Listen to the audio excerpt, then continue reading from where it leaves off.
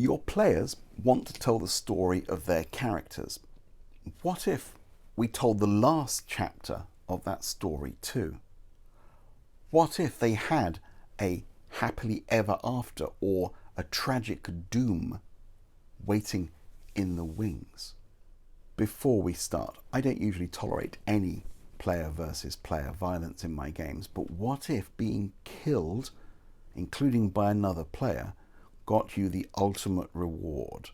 Stay to the end of the video for a game recommendation that does just that. The expectation of open-ended, perpetual growth is unique to the characters in role-playing games. It doesn't happen in any other genre, I think. Stories have endings. They don't have to be fatal endings, but they do. And how do you switch characters cleanly if you've got something new you want to try or a different direction you want to go in, if the only way to leave is to die? One of the things that can often come up in backstory is that the character is adventuring in order to find the big bad evil guy who killed their parents in tragic circumstances.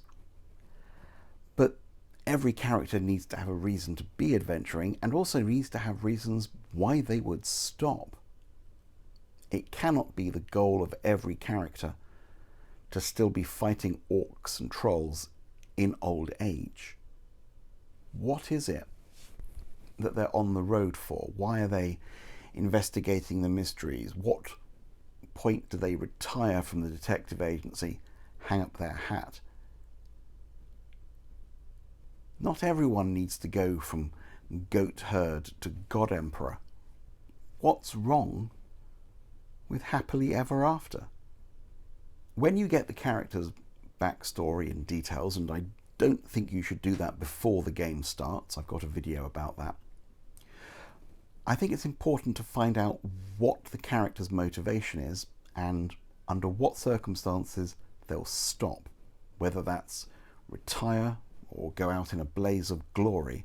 I think having an ending, happily ever after, is important. It gives them something to work towards, and making it to that ending is a goal. It means stopping playing that character becomes a success. The character can live on in the world, in legends and stories. They can be an inspiration to others. If handled very carefully, they could be a non-player character. I personally don't do that. If someone's character leaves the party, then they retire to safety. They're not imperiled again.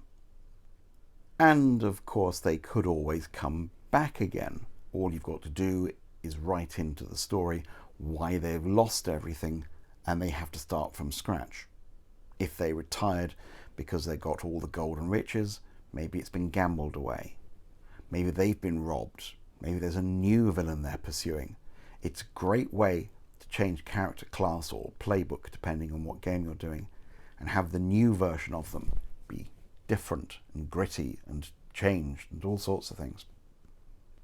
Make it a goal. Make it part of the story. Why are they doing this? What will it take to make them stop? Have something positive. Some players will want to have doom, and they will want to have a tragic ending to the character, that they will sacrifice themselves for the good of everyone. Take it, run with it, go for it. Get them onto the character after, and hear about the legend that was their previous character.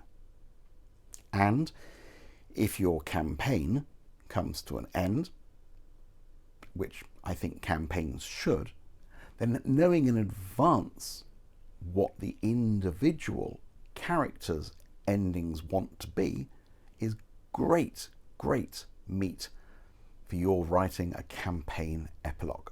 So you can do this as a player as well as a GM. All you have to do is, when you create your next Lone Wanderer, tell the GM why they're adventuring and why they would stop. And see what they do with that. In the comments, tell me your best epilogues. What happened to your character after you stopped playing them? What happened to your players' characters after they stopped playing them? And I did say at the beginning I would give you a game recommendation. It's this, Death Game by Laurie O'Connell, which does a wonderful job of recreating the sort of Alice in Borderland Battle Royale Squid Game kind of genre, where everyone is out for the prize but only one person can get it. It's a survival game. And what happens is very simple. Each time a person's character dies, they take over as the Game Master.